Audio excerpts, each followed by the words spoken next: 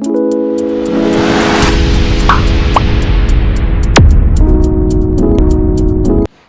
الحلقة برعاية المغرب والحلم العربي والمستحيل يبقى حقيقة على ايد المغرب بوصولهم لنص نهائي كاس العالم وفوزهم على البرتغال وخسارتهم للأسف من فرنسا اللي ينتهي بيها الحلم. لكن لسه قدامهم فرصة قدام كرواتيا انهم يطلعوا من البطولة دي بميدالية ويتكتبوا في كتب التاريخ. على الناحية التانية ميسي التنين مجنح وبيعمل كل حاجة لوحده علشان يجي يوصل للحلم اللي هو عايزه، اللي مقدرش يعمله في 2014 هيحاول يعمله في 2022، لكن المرة دي هتكون أصعب بكتير يا ميسي. الناحية التانية بعض المفاجآت حصلت اتأخرنا عليها شوية لكن هنتكلم عليها في الآخر الحلقة، زي خسارة البرازيل من كرواتيا وخسارة البرتغال من المغرب، وكلمتين هقولهم عن الماتشين دول في السريع في آخر الحلقة.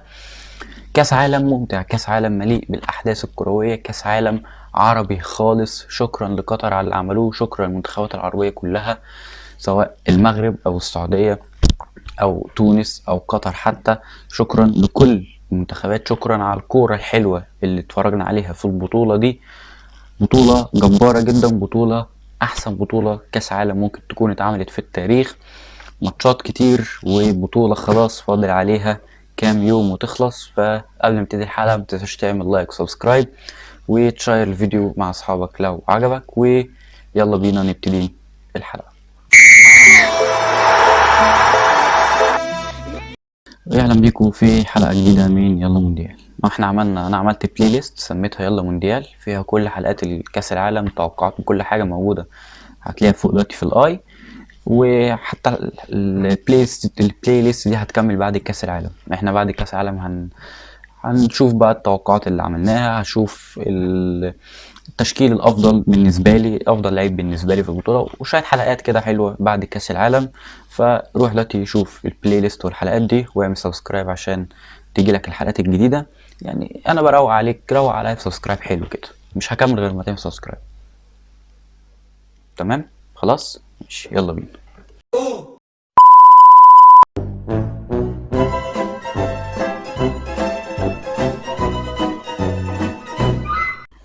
طيب هنبتدي بماتش طبعا الارجنتين وكرواتيا.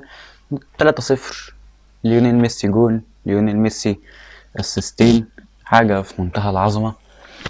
ماتش كرواتيا طبعا كان باين عليها اللعيبه انها تعبت من كتر الماتشات والجري عملوه في الماتشات اللي فاتت قدام اليابان وقدام البرازيل، لعبوا هنا 120 دقيقه وهنا 120 دقيقه، فاللعيبه ارهقت جدا. توقعت ان هم مش هيعملوا حاجه قدام الارجنتين. فكره ان هم يفضلوا يكملوا دي ما كانتش هتبقى، مش يعني كان صعب ان هم يوصلوا نهائي كاس العالم زي 2018. هم قدام البرازيل لعبوا حلو، قدام اليابان لعبوا حلو، بس قدام الارجنتين كانوا تعبوا جدا، والارجنتين كانت حماسها مختلف.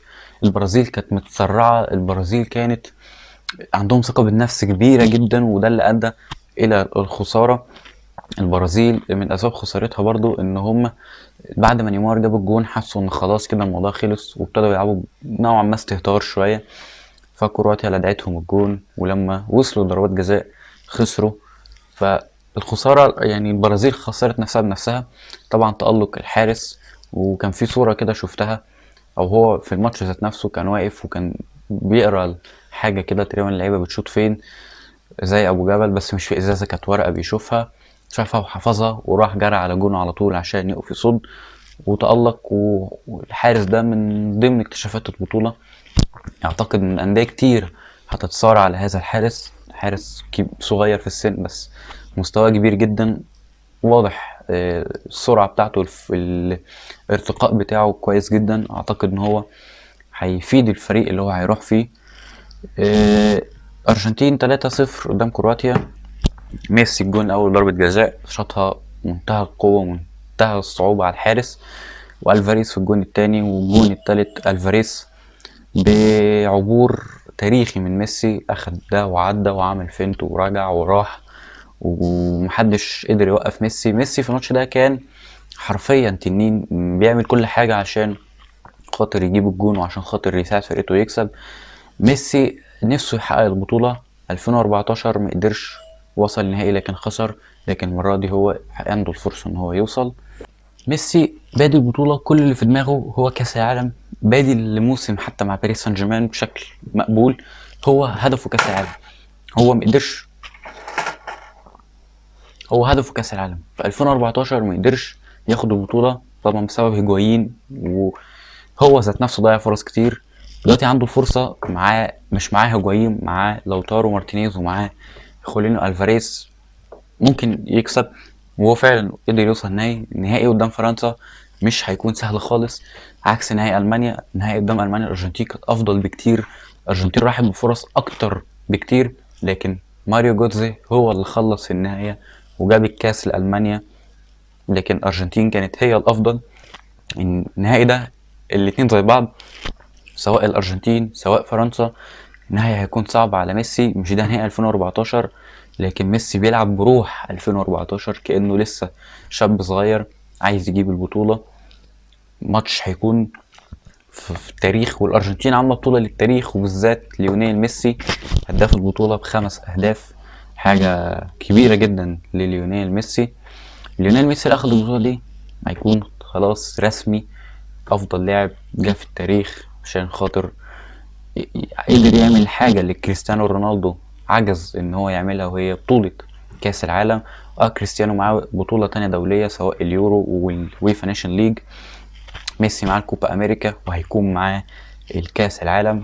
طبعا كاس العالم اكبر من اليورو والويفا نيشن ليج، فهيكون انجاز كبير جدا ليونيل ميسي.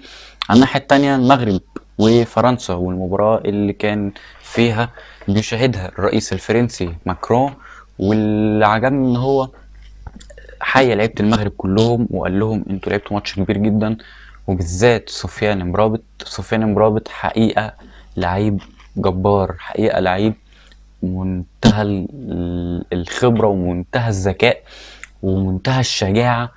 يعني اللعيب ده قطع كور كتير، وفي كورة قطعها من كيليان امبابي قبل خط ال18 بحاجة بسيطة في منتهى الخطورة. حرفيا كان بيعمل كل حاجة في الماتش.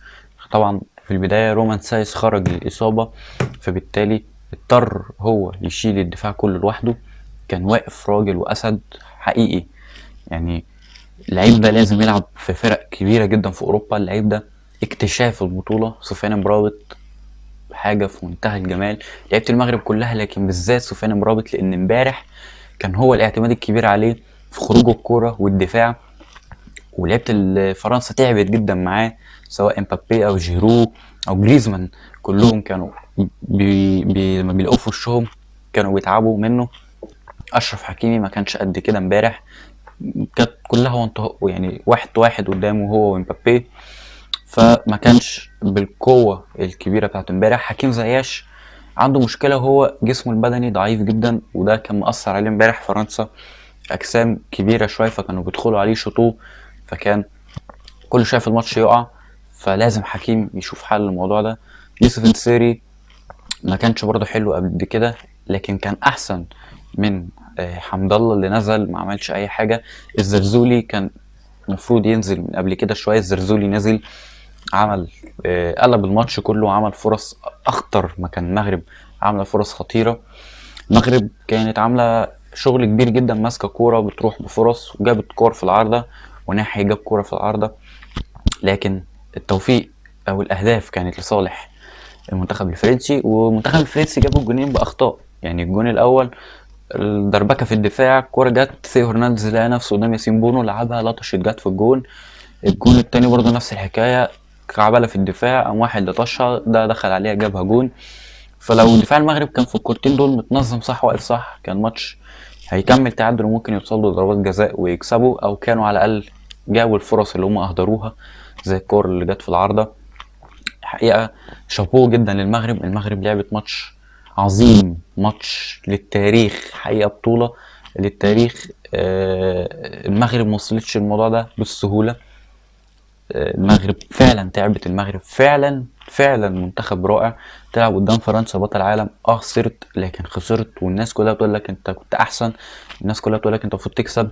رئيس الدولة اللي انت بتلعب قصادها بذات نفسه جاب حياك وقال لك انت عملت ماتش كبير جدا، كنت تستحق اكتر من كده، شهادة العالم كله عليك. محدش يقدر يكذب اللي المغرب عملته. العالم كله شاف، العالم كله اتفرج، محدش يقدر يكذب المغرب عملوه. حقيقة مبروك جدا للمغرب، انجاز نفخر بيه كعرب وافارقة. المغرب حقيقة حطت اسمها من ضمن كبار العالم. ان شاء الله عندهم فرصة قدام كرواتيا في الماتش بتاع المركز الثالث والرابع. ان شاء الله يكسبوا الماتش وياخدوا المركز الثالث ويطلعوا بميدالية، يكونوا اول منتخب عربي افريقي يطلع بميدالية في كاس العالم، ويكون انجاز تاريخي ليهم. طبعا هم ما خدوش كاس افريقيا، لكن اخدوا ثالث العالم. انجاز هيكون يعني مذهل وانجاز تاريخي صعب ان حد يصدقه، لكن هو دي الكورة وهو ده اللي بيحصل. وعايز اشكر وليد الرجراجي على اللي عمله. حقيقة الراجل ده عنده يعني كم ذكاء في التخطيط، وعنده فعلا شخصية كبيرة ان هو لعيبة بالنجوم دي كلها يقدر في وقت قصير يحتويهم، ويقدر في وقت قصير يدربهم على التكتيك والخطط دي. ده شغل عالي جدا من مدرب خبرة كبيرة جدا زي وليد الرجراجي. حقيقة برضو مدرب ده كتب اسمه في التاريخ، كتب اسمه من ضمن كبار المدربين. اللعيبة دي كلها سفيان بوفال، نصير مزراوي، بونو، أشرف داري، رومان سايس، أشرف حكيمي، زياش، وناحي، نصيري، سليم أملاح، يعني ناس كتير جدا كتبوا اسمهم من ضمن الكبار. كل دول أندية أوروبا بتتخانق عليهم، حرفيا منتخب المغرب كله أندية أوروبا بتتخانق عليهم، وهما تقريبا كلهم بيلعبوا في أوروبا. يعني أنت بتتكلم في نصيري بيلعب في إشبيليا، بونو بيلعب في إشبيليا، حكيمي في باريس سان جيرمان، حكيم زياش بيلعب في تشيلسي، وناحي بيلعب في أنجرز الفرنسي، امرابط في فلورنتينا الإيطالي، برضو بوفال في أنجرز الفرنسي، مزراوي في بايرن ميونخ، ياميك بيلعب في ريال سوسيداد، داري بيلعب في بريست، رومان سايس في بيشكتاش. فانت كلهم 11 واحد نازل، محدش فيهم بيلعب في المغرب، محدش فيهم بيلعب في فرق قليلة، كلهم فرق كبيرة وفرق بره. يمكن الوحيد اللي بيلعب في فرقة عربية هو حمد الله بيلعب في الاتحاد السعودي، بس كلهم او اغلبهم بنسبة كبيرة جدا بيلعب في اوروبا، بيلعب في فرق كبيرة في اوروبا. فحقيقة شابوه جدا للمغرب، مبروك جدا للمغرب، انجاز تاريخي. ان شاء الله يقدروا يوصلوا الى المركز الثالث. وتكتيك المغرب اللي كانوا بيلعبوا بيه في الماتش ده اتغير، ودي غلطة من وليد الرجراجي، ان هو لما رومان سايس طلع لعب ب5 في الدفاع، هو على طول بيلعب ب4، وقات كان 3 كمان. ان هو يلعب ب5 ده اثر على المنتخب شوية. وفكرة سفيان مرابط ان هو يقعد كل شوية ينزل دي كانت برضو مأثرة. سفيان مرابط قوته ان هو يبقى قدام، قوته ان هو دايما يبوش مع اللعيبة، ان هو يضغط عليه بنص الملعب، فده أثر. الأطراف كانت زايدة بشكل كبير جدا، وده ساعد المغرب على الفرص. المغرب كان عندهم مشكلة ان هما بيحطوا الكرة تحت رجليهم لفترات طويلة، سواء بالذات حكيم زياش كان بياخد الكرة تحت رجله كتير، ولما كان بيتزنق لازم بيرجع الكرة ورا. كان بيبقى عنده فرص قدام لكن ما كانش بيعمل كده. فدي برضو بعض العيوب اللي حصلت في الماتش وأثرت على الموضوع. وفكرة ان الدفاع المتقدم اللي انت بتلعب بيه برضو أثرت. فرنسا عندهم سرعات طبعا، كيليان امبابي مش محتاج اقول، وجريزمان اكتر اتنين سرعة في المنتخب. جيرو بطيء فما بيجريش، بس انت بتتكلم عندك اتنين سرعة زي دول، بالذات كيليان امبابي و ثيو هرنانديز طيارة برضه هو كمان. فانت دفاع متقدم، فانت بأي كورة الاتنين دول بيجروا دفاعك مش هيلحق. فده برضه أثر على المنتخب المغربي، لكن رغم كل ده قدروا لعبوا ومسكوا كورة وهددوا المرمى كتير جدا، يعني فرص كتير جدا المغرب جابتها. فهارد لك للمغرب ومبروك لفرنسا. والنهائي المنتظر بين فرنسا وانجلترا، وإعادة للسيناريو 2018، ماتش في دور ال16 كان بين فرنسا والأرجنتين، واللي انتهى بفوز فرنسا بنتيجة 4-3 على الأرجنتين. وفي الآخر فرنسا أخدت كأس العالم. الاتنين بيتقابلوا تاني، لكن المرة دي في النهائي. السؤال: هل ميسي هيحقق حلمه اللي محققوش في 2014 واللي غايب عن الأرجنتين لسنين طويلة، وينتقم من فرنسا اللي خسرته في 2018، ولا فرنسا تتعلم عليه تاني وتاخد البطولة تاني ويكون معاهم 3 بطولات كاس عالم وأول مرة في التاريخ يجيبوا بطولتين ورا بعض؟ الماتش ده هيكون صعب جدا. الماتش ده هيكون، مش هقول تكتيك عالي، لكن هيكون ماتش سرعات. انت الارجنتين عندهم سرعات كتير وفرنسا عندهم سرعات كتير. فرنسا بتلعب كور طولية والارجنتين بتلعب كور طولية، فالاتنين تقريبا بيلعبوا نفس الفكر ونفس الشكل والخطة. فالماتش هيكون بيقف على بعض الحاجات الصغيرة. الاتنين نفس الفكرة، بياخدوا الكرة اوقات ويسيبوها اوقات، ياخدوا الكرة اوقات ويسيبوها اوقات، فالاتنين طريقة لعبهم تقريبا واحدة. الفكرة مين اللي هيصبر اكتر، مين اللي هينظم صفه اكتر، مين اللي مش هيغلط اكتر. وهي دي النقطة، مين اللي دفاعه مش بيغلط اكتر. فرنسا دفاعها في ماتش المغرب غلط كام غلطة بس مش كتير، عكس دفاع الارجنتين اللي انا شايفه بيغلط غلطات اكتر. روميرو واوتاميندي بيعملوا اوقات غلطات وبيسرحوا، فانت لو حد من دول غلط كيليان مبابي او جيرو هيخلص. فهي الفكرة مين اللي دفاعه هيستحمل اكتر، مين اللي خط النص بتاعه متماسك اكتر. فرنسا، انا شايف فرنسا خط النص بتاعها متماسك اكتر. اوقات خط النص بتاع الارجنتين بيزيد قوي، واوقات فجأة اللعيبة في خط النص بتنشن فبتقلب بخناقة، زي في ماتش هولندا فجأة اتخانقوا قلب بخناقة. فاللي هيظبط صفوفه اكتر، اللي هيبقى مركز اكتر، ده اللي هيقدر يكسب النهائي ويقدر ياخد كاس الغايب والكاس الغالي. فالماتش هيفرق عن النقط دي. الارجنتين لو سكالوني ابتدى بالفاريز هيكون ليهم افضليه ان هم يكسبوا. لو ابتدى لو تارو مارتينيز، فرنسا هتكون عندها الافضليه انها تسجل الاول او تكسب الكاس، لان لو تارو بيضيع فرص كتير. لو تارو في اغلب الماتشات بيقع في الاوفسايد، عكس كولوني الفاريز. فلو الفاريز هو اللي ابتدى، الارجنتين هتبقى ضغط اكتر وماسكه كوره اكتر وسرعات اكتر. لو ابتدوا بلوتارو الموضوع هيبوظ. الماتش اللي فات ديشامب ريح رابيو، فرق في نص الملعب. لو ملعبش بيه الماتش النهائي برضو الارجنتين هتكون ليها فرصة انها تكسب. لازم يبتدي برابيو عشان يقفل نص الملعب. رابيو في نص الملعب تقيل، في نص الملعب يعني مش تقيل تقل، يعني تقيل ليه ميزان في نص، يعني بيقفل نص الملعب وقدام بيزيد وبيشوط. فرابيو خطير وبيفرق مع المنتخب الفرنسي. ففي بعض النقط البسيطة اللي هتفرق، غير بقى الفرديات. انت بتتكلم ميسي ومبابي، شغل فردي في الاتنين عالي وسرعات الاتنين ما شاء الله. فمين فيهم اللي هياخد كرة ويخطفها ويجري ويجيبها جون، او هياخدها ويخطفها ويعمل اسيست؟ بعدين انت الفاريز بيخلص بكل الطرق وجيرو بيخلص بكل الطرق، فالفرقتين شبه بعض، والفرقتين والتفاصيل واقفة على الحاجة الصغيرة. فده اللي هيفرق في اللي هيفوز بالماتش واللي هيكسب البطولة. وحقيقة أنا حاسس فرنسا ممكن تعملها أو ممكن تصعب الماتش على الأرجنتين.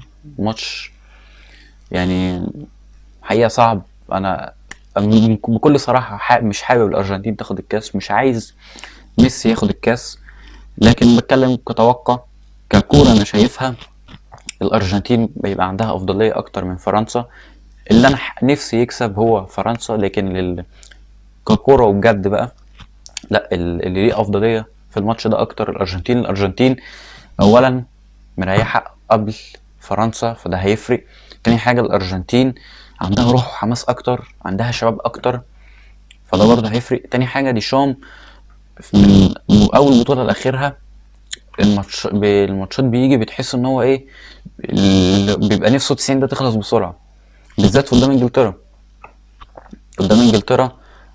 غلطات كتير من الدفاع، وكتر خير الحاج هيري فرخة هو ده ضربة الجزاء. انت لولا هيري فرخة ما كانش الموضوع ده خلص. فهو هيري فرخة هو اللي خلص الحوار. فبرضه الماتش كان معصلج معاه، وبغض النظر عن بولندا ان ده مش هتكلم عليه، بس قدام انجلترا ماتش كان معصلج، قدام المغرب برضه كان معصلج من دور المجموعات، والماتشات معصلجة معاه. فالماتشات دايما مش بينزلها كده، يعني مش بينزلها هو متأكد، لا هو بينزل بتحس الماتش دمه تقيل شوية على فرنسا. فقول لي في الكومنتات شايف مين ممكن ياخد كأس العالم، من الأرجنتين ولا فرنسا، والتشكيل اللي انت شايفه المثالي بين الاتنين. يعني اجمع الفرقتين حطهم في تشكيله واكتبه، ومين هياخد المركز الثالث، المغرب ولا كرواتيا. وكده تكون حلقتنا خلصت، اتكلمنا عن اللي حصل، وسلام.